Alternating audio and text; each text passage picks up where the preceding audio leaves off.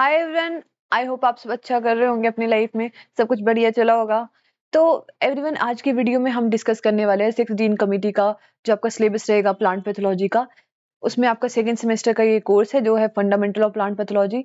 इस video lecture में हम पूरा आपका सिलेबस डिस्कस करेंगे, कौन कौन से टॉपिक रहेंगे 16 कमेटी के अकॉर्डिंग और उसमें क्या क्या कवर होगा। इसके बाद हम एक लेक्चर सीरीज बनाएंगे जिसमें हम सारे जो अपने वीडियोस है वो वीडियोस जो होंगे उसमें हम अपना सारा लेक्चर कंप्लीट करेंगे, पूरा कोर्स अपना कंप्लीट करेंगे। तो उसके लिए आपको क्या करना है, आपको अपना ये जो संगम बैच है हमें ज्वाइन करना है। ये 499 का मिल रहा है अभी, ये एक्सक्लूसिव प्राइस है, ठीक है। इसको अभी आप जितने जल्दी ज्वाइन कर सकते हो आपको उतना सस्ते रेट में मिल जाएगा। इसमें आपको 20% ऑफ है आपके फर्स्ट 100 स्टूडेंट के लिए। और इसका सारा जो भी सिलेबस रहेगा वो according to ICR 6 dean committee रहेगा, तो आपको चिंता करने की कोई जरूरत नहीं है। इसमें आपको वीडियो लेक्चर्स तो मिलेंगे मिलेंगे पर आपको नोट भी प्रोवाइडेड होंगे, तो आपको इसमें सब कुछ कवर हो जाएगा, ठीक है। पीवाई क्वेश्चन भी होंगे आपको, लाइव रिकॉर्डेड सेक्शन भी होंगे, तो सेशंस भी होंगे, तो आपको कोई चिंता की बात नहीं है। तो इसको आप जाओ डाउनलोड करो। एग्री कैपिटल की जो ऐप है उसका आपको लिंक आपको डिस्क्रिप्शन में मिल जाएगा, इसलिए उसको डाउनलोड करो। वहां पे जाके आपको ये सारा जो बैच है वो कवर हो जाएगा, फिर आपकी प्लांट पैथोलॉजी काफी ईजी हो जाएगी, तो आप जाके ज्वाइन कर सकते हो। इसके बाद हम अब बात करेंगे सिलेबस के बारे में। उससे पहले मैं आपको अपनी इंट्रोडक्शन दे देती हूँ। मेरा नाम कशी जगी है, मैं आपको प्लांट पैथोलॉजी का कोर्स जो है वो पढ़ाने वाली हूँ, that is fundamental of plant pathology.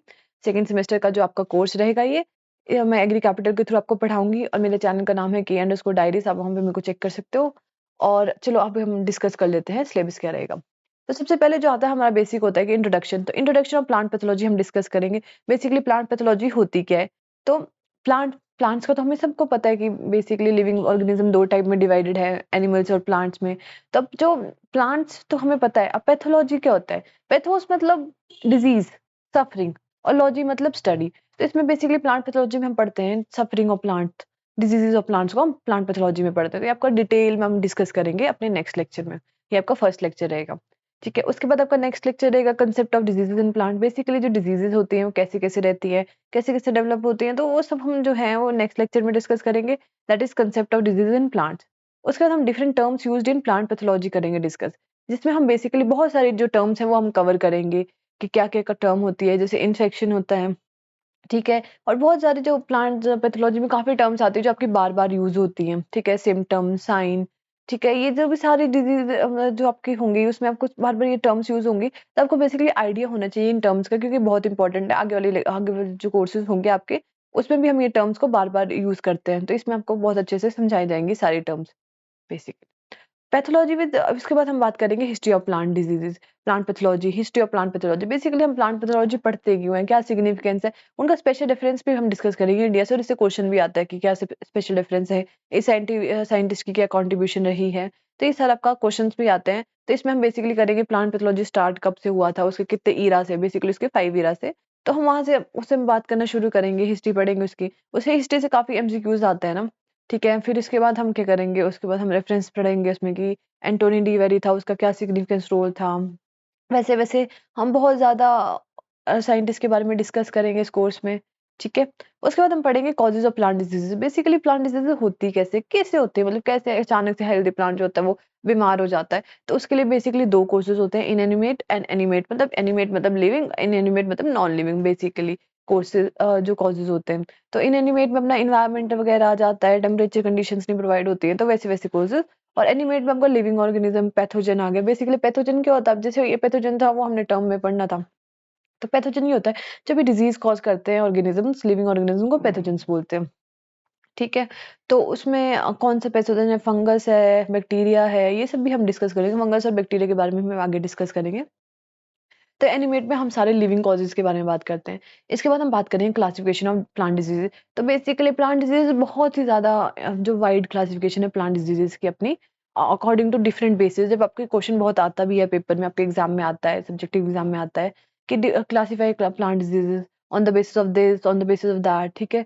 तब आपका ऐसे भी होता है, एक तो आपके क्लासिफिकेशन में आ जाता है कि एरिया के बेसिस पे कि इतने से एरिया में है कि ज्यादा एरिया में, जैसे पेंडेमिक आया था कोविड, वो हर जगह आया था, तो वो होता है, वो पेंडेमिक डिजीज होती है, वर्ल्ड वाइड आती है। फिर एपिडेमिक होता है, फिर ये हम सारे जो क्लासिफिकेशन है वो हम आगे जाके डिस्कस करने वाले हैं। इसके बाद हम बात करेंगे पैरासिटिज्म एंड पैथोजेनेसिस।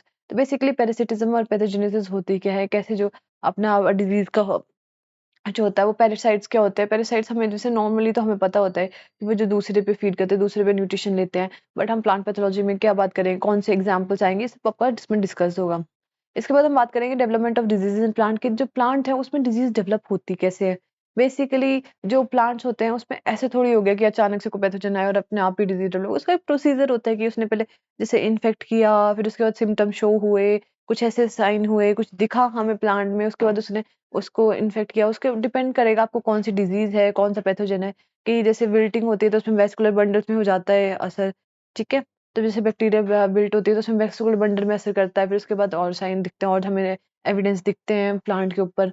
वैसे वैसे करके धीरे धीरे उसका अलग अलग प्रोसीजर होता है, फिर जाके लास्ट में प्लांट मर जाता है। तो हम पूरा उसमें डिस्कस करेंगे कैसे जो अपना डेवलपमेंट होती है। इसमें हम डिजीज ट्रायंगल के भी बारे में बात करेंगे। बेसिकली डिजीज ट्रायंगल होता है कि कैसे एक जो डिजीज है वो होती है। बेसिकली डिजीज ट्रायंगल में 3 कंपोनेंट आते हैं, एनवायरनमेंट, पैथोजन, ठीक है, और होस्ट। जो होस्ट होता है वो अपना ससेप्टेबल होना चाहिए। ससेप्टेबल मतलब कि उसमें कोई भी अपने आप में रेजिस्टेंस नहीं होनी चाहिए, कोई अपने आप को प्रोटेक्ट करने की एबिलिटी नहीं होनी चाहिए। और जो वायरलेंट होना चाहिए, पैथोजन मतलब उसको डिजीज कॉज करना आनी चाहिए, उसमें बहुत अच्छा फैक्टर होना चाहिए कि वो डिजीज कॉज कर सके। एनवायरनमेंट आपका फेवरेबल होना चाहिए, ऐसा फेवरेबल एनवायरनमेंट हो जिसमें ये डिजीज हो सके। तो बेसिकली डिजीज ट्रायंगल आता है। फिर डिजीज साइकिल आती है, इसमें प्रॉपर हम टेट्राहेड्रॉन की बात करते हैं। तो ये बहुत ही अच्छे से, बहुत ही डिटेल में हम इनको स्टडी करेंगे। फिर उसके बाद हम फंजाई की बात करने वाले हैं। फंजाई तो बेसिकली आपको आइडिया ही होगा कि ये बेसिकली एसेलुलर से मल्टी सेलुलर तक लाई करता है। ये ऑर्गेनिज्म जो होता है ये यूकेरियोट्स होते हैं। और उनकी मॉर्फोलॉजी के बारे में, इसको फंजाई की बहुत ही इनॉर्मस क्लासिफिकेशन है हमारे पास इसके बाद।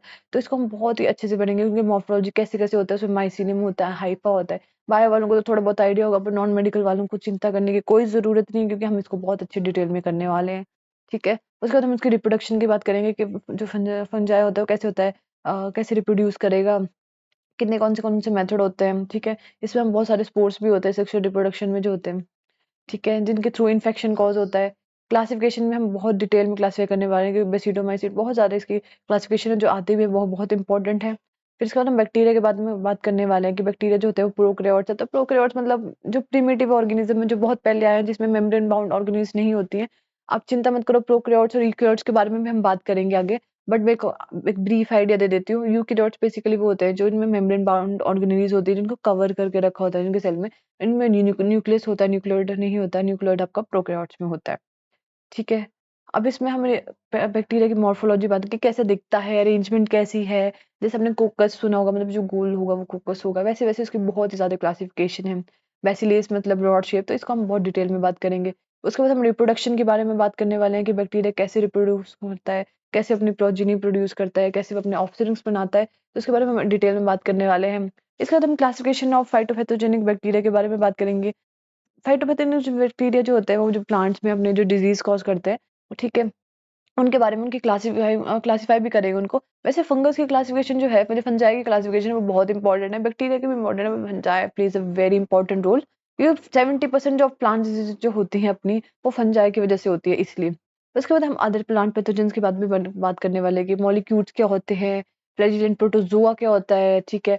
फिर ग्रीन एल्गी क्या होता है, हायर ऑर्गेनिज्म में, हायर प्लांट्स में पैरासिटिक जो होते हैं, हायर प्लांट्स में जो होते हैं वो क्या होते हैं, ठीक है। वायरसेस के बारे में बात करेंगे कि जो लिविंग और नॉन लिविंग के बॉर्डर में होते हैं, हमें ये पता है। तो कैसे वायरल डिजीजेस भी होते हैं, कैसे इन्फेक्शन कॉज करती है, कौन से वायरसेस होते हैं। वायरॉइड्स के बारे में बात करेंगे, बेसिकली वायरस होते क्या है। फिर वायरस ट्रांसमिशन के बारे में बात करेंगे कि बेसिकली जो वायरस है वो अपना डिजीज कॉज करता है, तो करता कैसे है, इन सबको हम इसमें कवर करने वाले हैं, ठीक है। इसके बाद हम लास्ट में बात करेंगे principle of plant disease management. ये जो है वो बहुत इंपॉर्टेंट है, क्योंकि उसके आपको आगे कोर्सेज भी होते हैं, डिजीज मैनेजमेंट करते हैं हम। कि बेसिकली अब डिजीज आ गई है, ठीक है, अब तो हम कुछ नहीं कर सकते, डिजीज आ, बट हम डिजीज से उसका जो लॉसेस है उसको कम कैसे करें बेसिकली। क्योंकि हमारे जो फार्मर्स हैं, हमारे जो एग्रीकल्चर, मोस्टली यही है कि अगर डिजीज आ गई तो उनका तो पूरे नुकसान हो जाएंगे, तो पूरे जो इनपुट है वो वेस्ट हो जाएगा। तो इसके लिए हमें देखना पड़ता है कि उनको हमें मेजर ढूंढने पड़ते हैं, तभी तो हम प्लांट डिजीजेस को स्टडी करते हैं। लास्ट में सबसे इंपॉर्टेंट यही है कि हम उनको मैनेज कैसे करें, उनको बचाएं कैसे, जैसे लॉस है मिनिमम लॉस कैसे लेके आए, तो उनके, या फिर हम उनको डिजीज होने नहीं दें। ये सब हम जो प्लांट डिजीज मैनेजमेंट में बात करते हैं, ठीक है। इसमें डिजीज मैनेजमेंट होती है केमिकल्स की वजह से, जैसे हमने केमिकल्स देखे होंगे आपको, केमिकल हम स्प्रे करते हैं तो काफी ये है, बट केमिकल से भी काफी नुकसान भी होते हैं, ठीक है। होस्ट रेजिस्टेंस की बात करेंगे, बेसिकली जो प्लांट है उसमें वो कैसे अपने आप को प्रोटेक्ट करता है, उसमें कैसे अपने, वो अपने आप ही खुद अपने आप में ऐसे केमिकल्स रिलीज करता है कि वो जो पैथोजन है वो उसका अटैक नहीं कर पाता। या कई बार हम बाहर से भी आर्टिफिशियली भी रेजिस्टेंस जो है वो इंट्रोड्यूस करते हैं, वो जीन इंट्रोड्यूस कर देते हैं होस्ट रेजिस्टेंस की, हम डिटेल में बात करेंगे।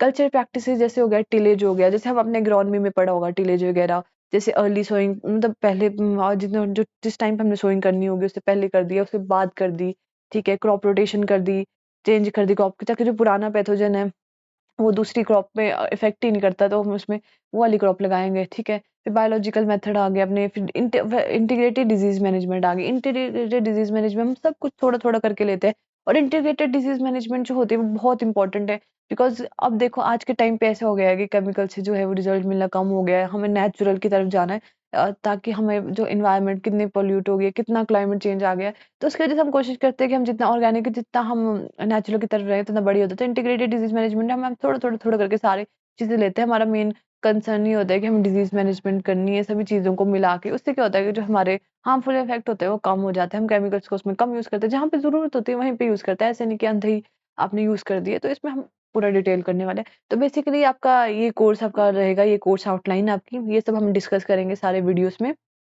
ठीक है, स्टेप बाय स्टेप।